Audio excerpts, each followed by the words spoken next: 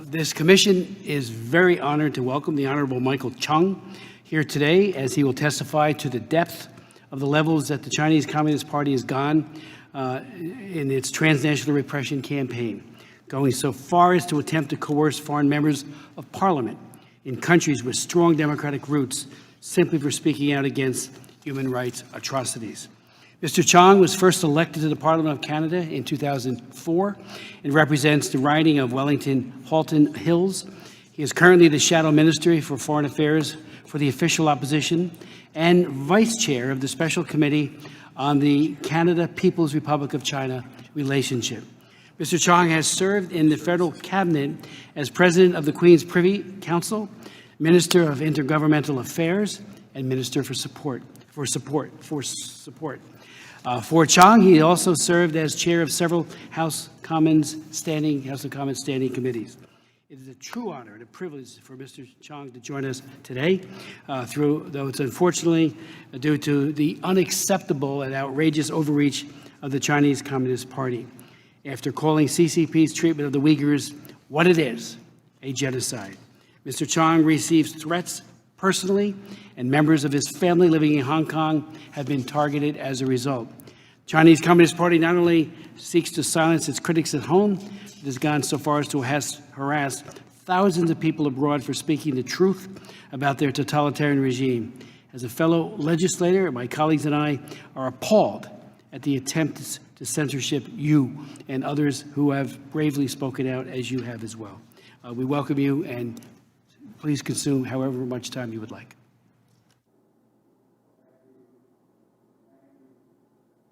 Thank you, Chairman Smith. Thank you, Co-Chairman Merkley, Ranking Member McGovern, Senator Sullivan, Representative Salinas and Zinke. Thank you very much for having me in front of your commission today.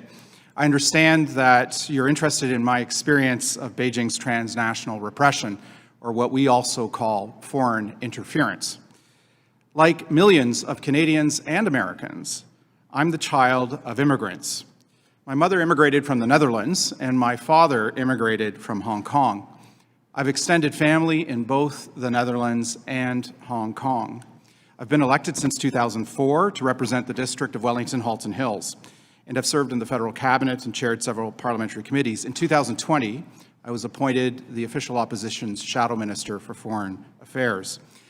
Since then, my criticisms of Beijing have increased in response to President Xi's increasing violations of the rules-based international order and its repression in the PRC and abroad.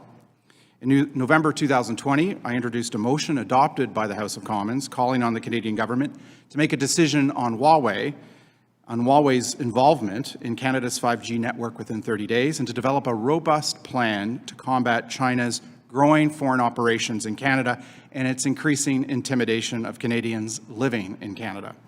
Several months later, in February, I introduced another motion, which the House also adopted, recognizing Beijing's actions towards Uyghurs and other Turkic Muslims as a genocide. In May this year, I learned that a PRC diplomat working out of the PRC consulate in Toronto had, since 2020, been gathering information to further target me and my family in Hong Kong. Last month, I learned I was the target of a disinformation campaign in May of this year on the Chinese language social media platform WeChat. The Canadian Department of Foreign Affairs concluded that Beijing's role in this disinformation operation was highly probable.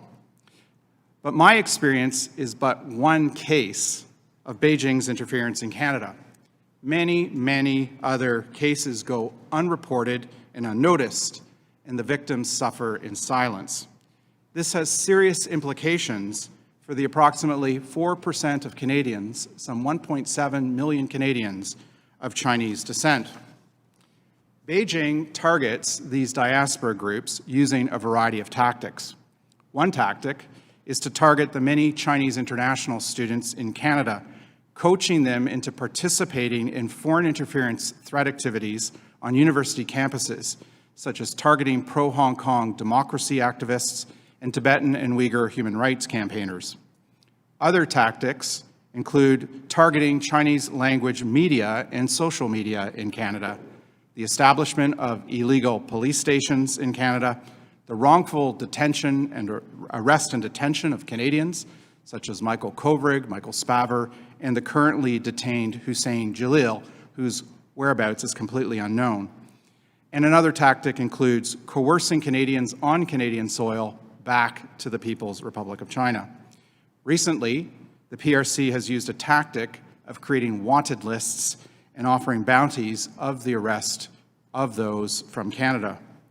These various tactics are a serious and concerted effort to interfere with democratic activity in Canada and leave millions of Canadians at risk of being intimidated, coerced, silenced, and unable to enjoy the basic democratic rights and freedoms guaranteed in the Charter of Rights and Freedoms in our Constitution.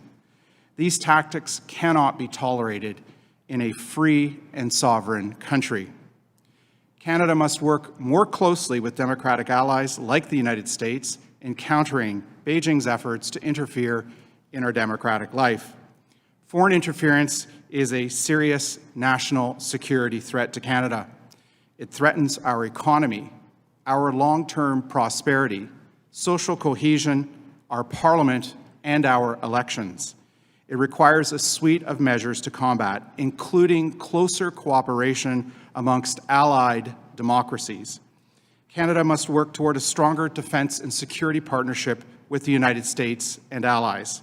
We must look for every opportunity to strengthen this partnership, to meet the challenge of rising authoritarianism, and to preserve our fundamental freedoms, our democracy, and the rule of law. Thank you very much.